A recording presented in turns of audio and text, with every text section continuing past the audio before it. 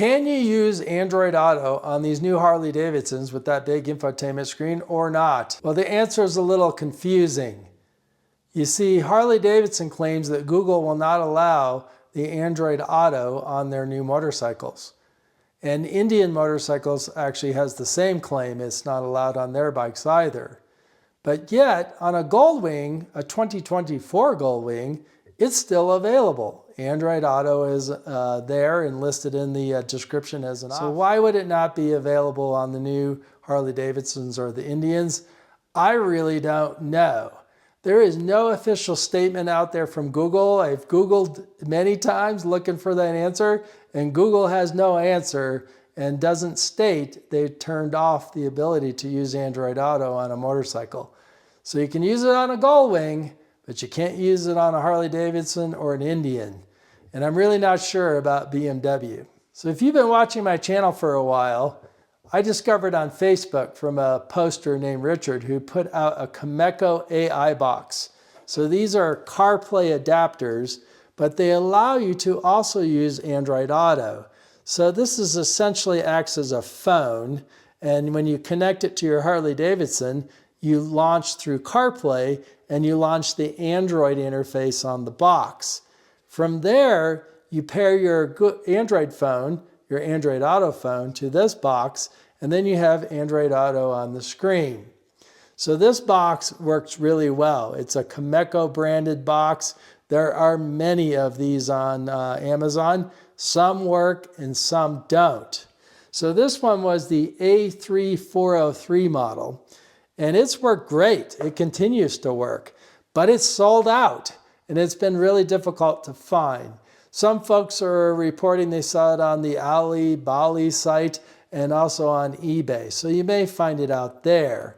But this one works really well.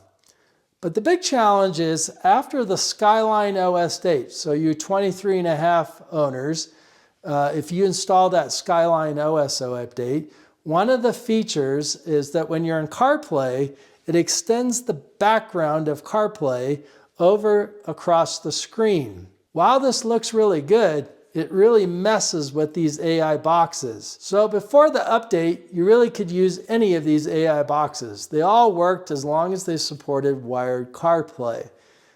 But now, with that background change, none of them display correctly. They all end up behind your gauges. So you can't get to the menus, you can't see the Google map completely. It just doesn't work. I've tried the different display formats, sport, touring. A lot of people suggested that touring would move over and fix the display. It does not. I've gone through all the Android Auto settings. I've gone through all the Android settings on the boxes. None of them will fix this display issue. So if you purchased a 2024, the dealer applied a SkyLine OS update as part of the PDI inspection. So if you have a 2024 model, many of these AI adapters are not going to work. And if you're 23.5 owner, a CVO owner, and you've applied the update, many of the adapters are not going to work. So the CarLink adapter no longer works, and several of the others I tried just don't display correctly anymore. And believe me, I've purchased many of these devices, and none of them work with this new change in the display. So I would say if you watch my video on options and you purchase one of those and it's not working now, I hope you're within the return limit. I'm really sorry, there's just no way I would have known of what Harley would do with the SkyLine OS update, and I tried to get that information out there that those adapters were now not working. So with all of my testing, I've purchased many of these. I have discovered it looks like any of the devices that have Android OS version 10 as the built-in interface on the box, they will display correctly. I could not find any setting in the newer OS versions that would allow it to display correctly. So anything with built-in Android OS 10 seems to work. But this one, this Cameco, my favorite, is still sold out. However, Cameco offers A3361. And this box I did feature in my options video. It continues to work. It has Android OS 10 on it. It also has some additional features like an HDMI out, so you could send video out through an HDMI signal. But it also has GPS built into it, so it has its own GPS capability. So in theory, you could put this on your bike, open up Google Maps, and not pair a phone at all. So it has built-in GPS. You can actually add 4G through a SIM card, and you can make this really an Android phone. So let's go to the bike and see how well this one works. Okay, so the Cameco A3361, it's got a USB-A, an HDMI, and a USB-C. So we're going to connect the USB-C to the USB-C on the bike. Now before you do this, you must have a headset paired because we cannot launch CarPlay without a headset attached. So that icon is dimmed out and you have to have a headset. So your option is to use whatever headset that came with your bike or whatever one you've been using. In this case, this is a Sena 20S. Or you can find a headset adapter. So this is a Bluetooth device that acts as a headset. It's meant for a car that doesn't have a headset, and you plug this into the 3.5 millimeter plug in your car stereo, and then you can use it as a hands-free device in your car. So this works really well because all we need is a headset present. We don't actually need it for audio if you're going to use your speakers. Now, if you're going to use your helmet headset, of course, you need to pair a headset that works with your helmet. So I have a video on this adapter called the Headset Killer, so I'll put the link at the end of that description. But this Cameco device has to be wired USB-C. But this USB-A acts as a pass-through. So what you can do is you can plug your headset adapter into your AI box, and this will power it from the USB-C connection from the bike. So USB-C to the bike, and then your headset adapter, and you pair that, and that's all you need. If you find you need more connections, you can use a splitter, but only certain splitters work. So this is a BC Link adapter that gives us data and power, and then also an additional USB-C connection for power only. However, it's very low amperage, so it won't charge your phone, but it will power this Madehawk adapter. So you can plug your Madehawk into this through a USB-A to C adapter, and then plug your phone in here, or even a media card. So if you have media on a USB drive, you could plug that in there and then plug this into the bike. So I have videos on this, and I have videos on the Madehawk, so I'll put links at the end to check those out. So before we start, we have to have a headset connected. So you can see down here the headset icon is dimmed out. So I'm just going to use my 20S, not connected to helmet, but I'm just going to turn it on, and that's going to connect as a headset. So now you can see that the headset icon is illuminated, so a headset is present. Now we're going to connect our Cameco device. I have a short USB-C to USB-C cable that it came with. We're going to connect that to the bike. So you'll see a blue light which indicates power, and then a red light that indicates status. So it's blinking that it's in connection mode. We'll just set that to the side, and now the Android interface of the box will start to load. Takes a moment. Okay, we're presented with the screen warning.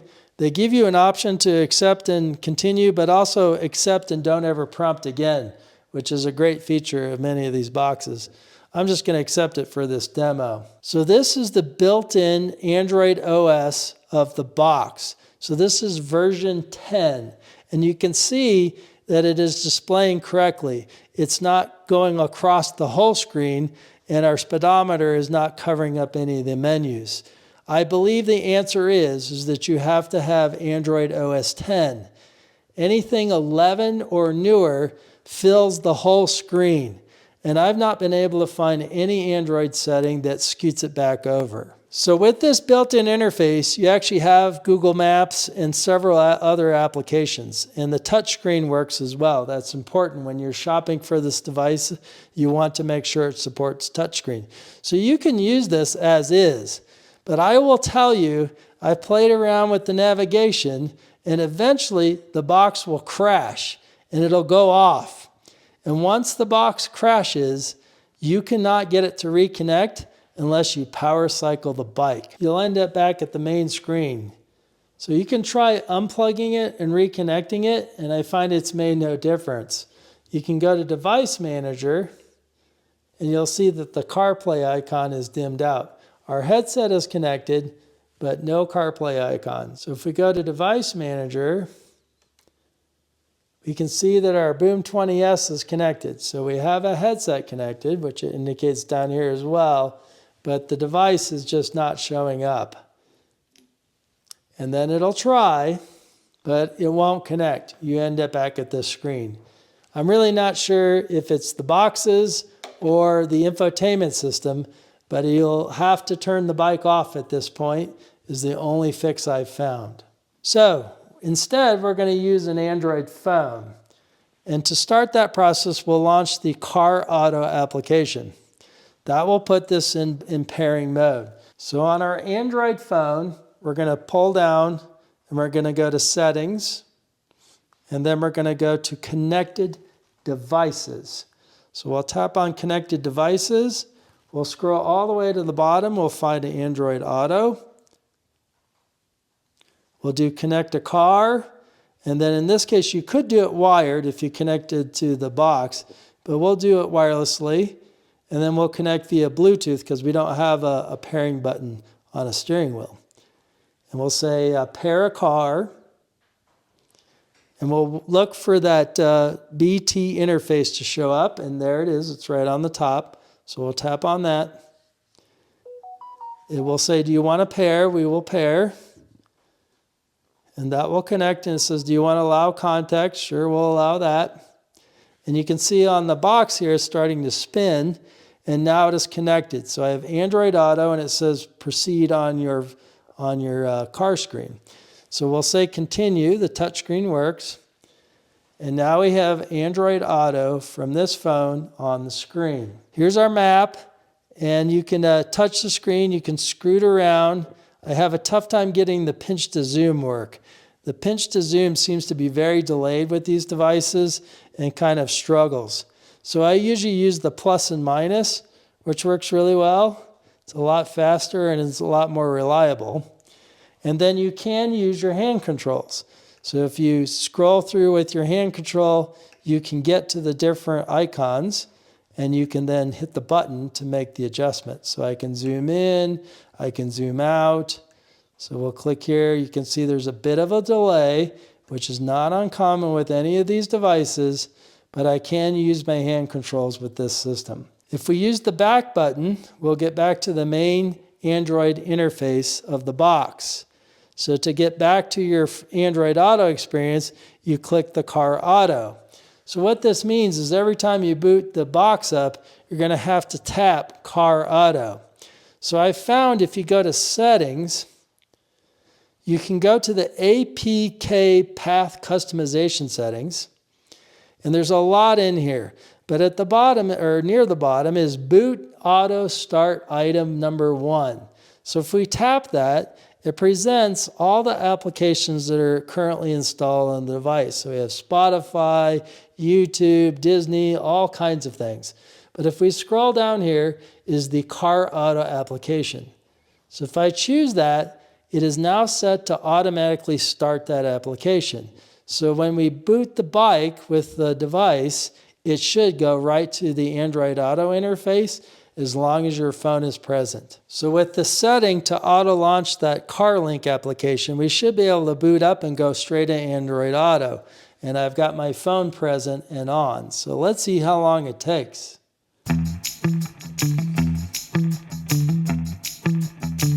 "22 seconds to get to the main interface.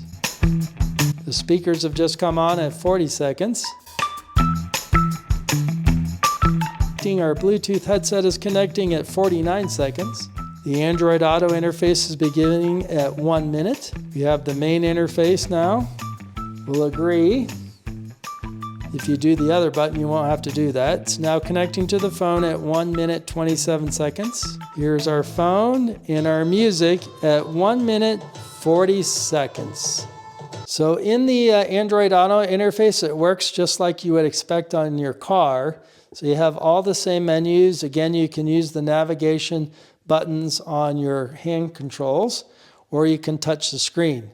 Now there is always two menus. So you have the application that you're looking at, and then you have the menus off to the side.